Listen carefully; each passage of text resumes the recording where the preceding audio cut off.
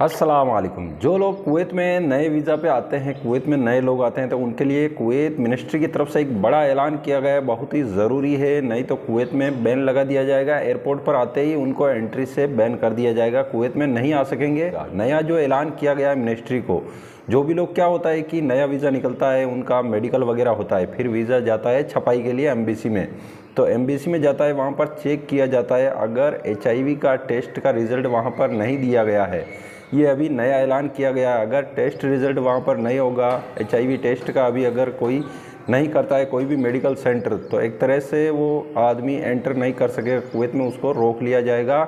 HIV का test result होना चाहिए, पता लगे कि ये आदमी पॉजिटिव है या नेगेटिव है। नेगेटिव होगा तो वो जो एम्बेसी है, कहीं किसी भी कंट्री के अंदर कुवैत की एम्बेसी है, वो फिर ओके करेगी तो ही जा सकेंगे। बाकी ऐसा मामला होगा कि जिसमें ओके नहीं करेंगे, नहीं जा सकेंगे। अगर मान लो कैसे भी करके ओके कर दिया तो भी वो एयरपोर्ट पर रोक लिए जाएंगे। और लिए HIV टेस्ट रिज़ल्ट करना ज़रूरी है। ये कुवैत सरकार की तरफ से ऐलान किया गया है, तो ये सभी कंट्री को फॉलो करना होगा, क्योंकि जो मेडिकल सेंटर पहले ही अप्रूव करता है, फिट करता है मेडिकल रिपोर्ट को, वो सभी टेस्ट बराबर होते हैं। जैसे कि हेपेटाइटिस C के भी हो रहे हैं लगातार, ऐसे इसी टाइप के HIV के भी होने चाहिए, तभी जाके कुवैत में एंट्री मिलेगी।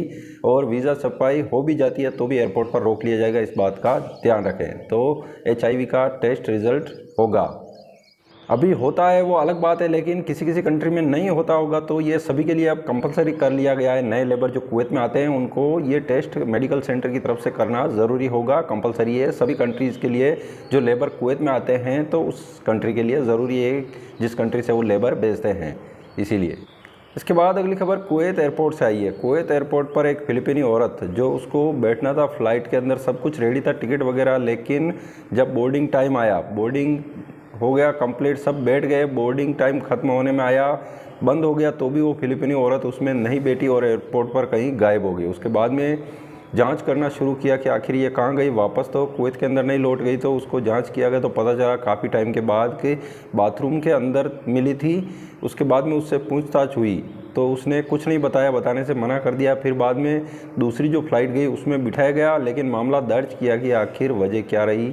उससे पूछताछ करने के बाद उसको बिठा दिया गया दूसरे फ़्लाइट में, जो बाद में एक और फ़्लाइट आया था उसमें, और उसको रवाना कर दिया गया। मामला दर्ज किया गया है। इसके बाद अगली खबर, कुवैत के अंदर एक बड़े हेल्थ इंस्टीट्यूट को बंद कर दिया गया, बिना लाइसेंस के चल रहा था। जो भी वगैरह या कुछ भी दिया जा रहा था तो एक तरह से वो बिना परमिशन के दिया जा रहा था और लाइसेंस भी नहीं था, तो उसको बंद कर दिया गया। उसके खिलाफ बड़ी कानूनी कार्रवाई होगी, मुखालफा बड़ा हो सकता है।